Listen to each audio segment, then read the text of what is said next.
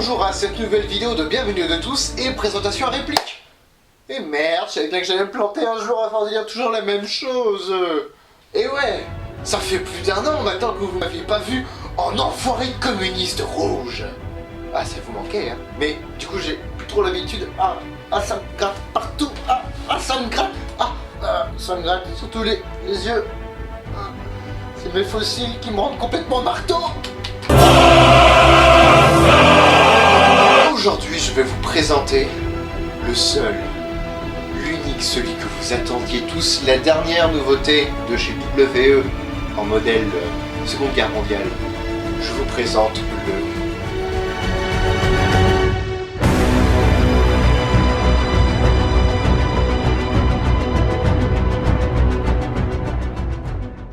le Aujourd'hui, je vous exhibe le TC33. Non, pas pour le mouche TC, je parle du TC33. Oh, tabarnak, j'y arriverai jamais.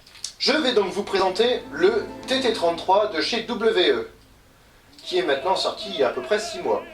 Bon, comme vous le savez déjà, le TT33 KWA et le TT33 SRC sont ses ancêtres, entre guillemets. Et donc SRC a sorti d'abord un premier modèle qui est noir, un deuxième modèle un an plus tard qui est chromé. KWA, lui, n'a sorti qu'un seul modèle, en noir, et WE sort 2 modèles en même temps, un noir et un chromé. Je vous conseille d'ailleurs d'attendre la fin de cette vidéo pour pouvoir découvrir les liens, pour vous les remettre en tête, les présentations des 2 prédécesseurs. Après le remarquable travail effectué par KWA et SRC sur leur TT33 précédent, on pouvait s'attendre à ce que WE reprenne les acquis des prédécesseurs pour pouvoir fabriquer un pistolet qui sera mieux. Eh ben non! Ils l'ont fait à la Gilbert Montagnier, à l'aveugle! On va créer TT33 et ne rien respecter. Toutes les mesures on les a bouffées. KWA, SRC, on les a trollés. On va créer. De toute façon, les mesures, on s'en fout. Notre objectif, c'est de vendre tout. Les codes historiques, elles sont pourries. Nous, on les aussi. En effet, ils n'ont absolument pas regardé le travail effectué par les petits copains KWA et SRC. Ils sont repartis de zéro, ce qui fait qu'on a plein d'inconvénients sur ce pistolet. Ils se sont dit, ouais, de toute façon, on va prendre les acquis qu'on a déjà sur notre Colt 1911, et puis on aura juste à adapter l'externe. L'interne sera la même. C'est pour ça donc qu'on retrouve un canon externe chromé, exactement comme sur leur Colt 1911 de la marque WE. Là, regarde, chrome. Chromé. C'est pas une faute de réalisme, attention, comme le prouve ce petit exemple. À moins que tu préfères avoir recours à un moyen plus simple.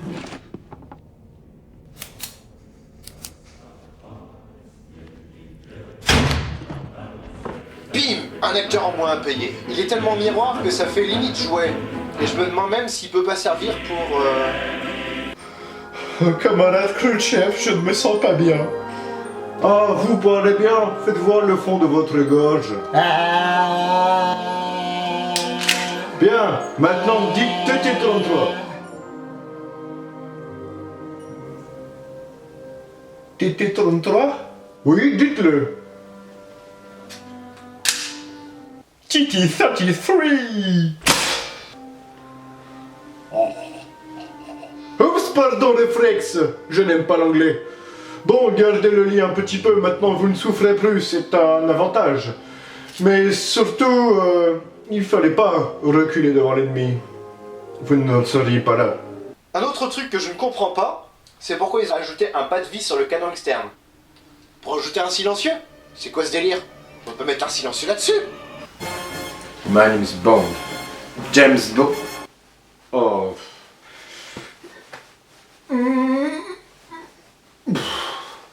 Bah ouais, pistolet il est trop gros. C'est à cause de Q. Il a voulu réparer mon pistolet, mon PPK, qui est quand même beaucoup plus discret. Et là il m'a filé ce TT33 avec grand silencieux. Du coup c'est coincé. Ah, il n'y a vraiment pas que des bons plans en cul. Mais un gros avantage, les marquages sont enfin réalistes. À 100%. Les marquages de KWA étaient complètement fantaisistes sur le côté gauche de la réplique, mais réalistes sur le dessus. Les marquages du SRC étaient presque réalistes sur le côté gauche et absents sur le dessus. Pourquoi je dis presque réaliste? Il avait marqué par exemple en cyrillique. C'est comme si on avait marqué spécimen pour ne pas confondre avec un vrai. Et pour compléter le tableau, la date de fabrication réelle était indiquée à la place de la date de fabrication de l'arme originale et en servi comme modèle 2012. Donc la forme est réaliste mais pas du tout le fond. Pour revenir au WE, on a donc de bons marquages. Comme vous pouvez le voir sur ces photos. Là et là. Mais l'inconvénient, bon, on peut pas trop leur reprocher, c'est que ces marquages sont identiques pour tous les pistolets. C'est dommage, mais bon, tant pis. Déjà, ils sont réalistes et c'est très bien. L'autre point positif, c'est le prix. 130 €, ça va, on a pour notre argent. Pour ce prix-là, on a la réplique dans une boîte avec un chargeur et une notice. Et c'est tout. Bon, là, c'est un peu léger, mais bon, tant pis. On continue sur les avantages, ils fonctionnent très bien. WE, on sent qu'ils ont beaucoup d'expérience dans le domaine. Le bruit, autant au moment où on arme qu'au moment où on tire, est quand même assez jouissif.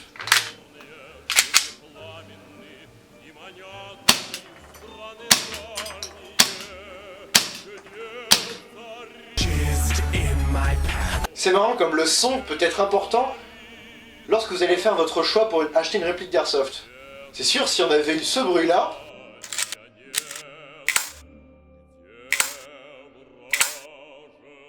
ça aurait pas fait le même effet, ça c'est sûr. La réplique fait 16 cm de long et la version US fait 16,5 cm.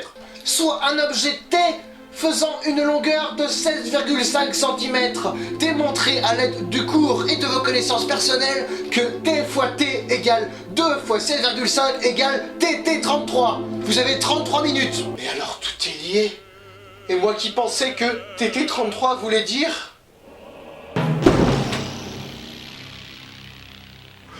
Tape mes testicules de 33 mm. Oh punaise! Moi qui pensais que la vue était un don, après avoir vu ça, j'en suis plus sûr du tout.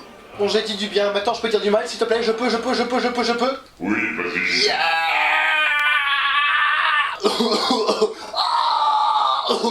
C'est quoi ce putain de levier de sûreté de merde? Pourquoi ils ont rajouté ça? Le TT33 SRC avait voulu se la faire réaliste. Pas de sécu comme sur le vrai.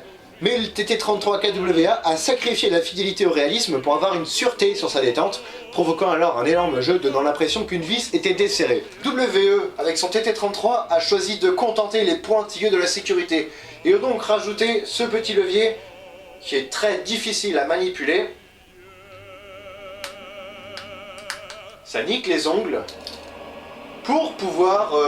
En fait, ils ont fait du social. C'est une sécurité sociale.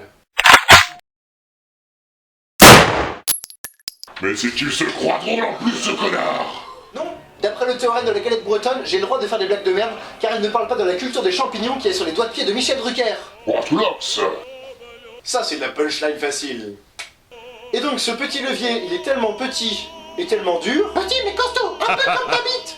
Que pour l'engager, il faudra utiliser le pouce, mais pour le désengager, il faudra utiliser un autre doigt de l'autre main, parce qu'il sera trop dur.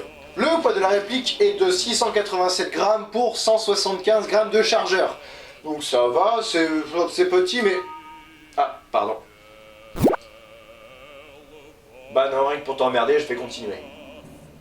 Dégage. Les chargeurs WE font 15 billes de capacité, alors que les concurrents faisaient 10 et 11 billes de capacité. Comment ils ont fait? Tout simplement parce que là, les billes sont en quinconce. Voici un chargeur SRC WE. Ils sont plus gros, les WE. Ils les ont grossis. C'est moi qui ai la plus grosse. Pourquoi ils ont fait ça, bordel de merde? Ça sert à quoi d'avoir 4 billes de capacité en plus que les concurrents?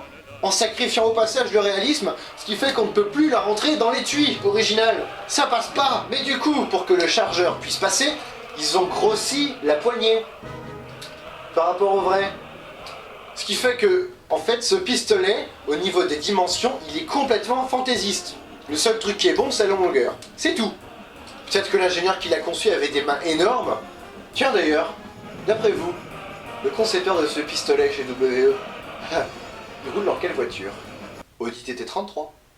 Money's the motivation, money's the conversation. You on vacation, we. Et pour appuyer mon hypothèse que le concepteur de ce pistolet avait une main disproportionnée, j'en appelle au marteau, qui est ici surdimensionné. Non, pas celui-là. Bon allez, regardez sérieusement cette photo. Ici, c'est le TT33 WE. Ici, c'est un TT33 original. Vous verrez qu'il y a une grosse différence. C'est franchement dommage qu'au niveau des dimensions, cette réplique soit fantaisiste, parce que niveau finition, bah franchement, c'est pas du tout ridicule, hein. C'est vraiment très bien fini. Ça a de la gueule. Bon, après, je donne pas cher de la peinture WE, mais bon, pour le moment, ma peinture tient bon. Parce que tu ne t'en sers pas. Enculé.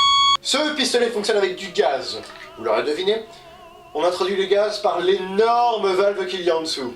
Les concurrents l'avaient dissimulé, eux, ils l'ont carrément mis en évidence. Ouais, pour remontrer, regardez, c'est une réplique d'Airsoft et pas un vrai. C'est moi qui ai la plus grosse. Mais la fiabilité de ces chargeurs n'est plus à démontrer. Aucun problème de fuite de gaz, contrairement au TT33 SRC par exemple, où c'était des vrais passoires. Là où les TT33 SRC et KW avaient un point fort, on a ici un point faible. Pour accéder au hop-up, il faut démonter la culasse. Le hop-up est en fait à l'intérieur une petite roue crantée, comme sur leur Colt 1911. Donc il faut démonter sommairement la réplique, comme ceci, pour accéder au hop-up qui est là. Donc pas très pratique, les concurrents avaient mieux fait. Mais vous noterez que c'est très facile de pouvoir le démonter. Le hop-up est très dur, il faut l'avouer, mais du coup un réglage minutieux est possible et vous ne risquez pas qu'il se dérègle pendant que vous tirez parce que l'onde de choc suite au tir est quand même assez impressionnante. Il a un putain de kick, ça faut l'avouer. Les plaquettes terrestres ne sont pas compatibles, en tout cas du premier coup. Il faut faire éventuellement un travail d'adaptation, mais bon, il faut dire que celles-là sont très bien, donc il n'y a pas de raison de les remplacer. Je trouve qu'elles sont très bien faites, franchement ça fait pas de cheap. Et dernier inconvénient, après on passe au test de tir, si vous démontez la bague de verrouillage au bout du canon, attention, là, le guidon tombera. En fait, il n'est ni vissé, ni collé, il est juste posé sur la bague de verrouillage, qui est ici. Donc attention, si vous démontez ça sur le terrain, ça peut être très dommage. En même temps, je comprends pas pourquoi ils l'ont juste posé et ils l'ont pas collé, vissé. Enfin, je sais pas, on peut mettre quoi à la place? Ah ouais, j'avais pas pensé à ça. Passons tout de suite au test de tir.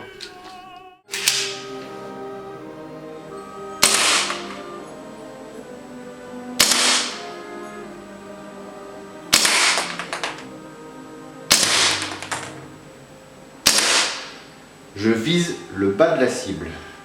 Waouh. Oh, c'est marrant, la barbe elle est plus là sur le test de tir. Et ouais, j'ai choisi de garder la barbe, même si c'est pas très réaliste. Donc, les puristes. Pour toucher la cible, je devais contre-viser en tirant sous la cible. Pourtant, je n'étais qu'à 15 mètres. Donc, en gros, pour toucher le torse de votre adversaire, il faudra viser les pieds. Tout comme si vous visez les couilles, vous toucherez la tête. Ouais, vous avez vu les filles? Notre cerveau, il est pas là, il est là. Les billes, elles l'ont bien compris. Elles y vont direct, si on vise les couilles. Voici donc ce qui conclut cette vidéo de présentation de réplique. N'hésitez pas à la partager. Hey, j'ai pas fini! N'hésitez pas à partager cette vidéo si vous l'avez... Oh, n'hésitez pas à la partager si vous l'avez aimé. Et je vous...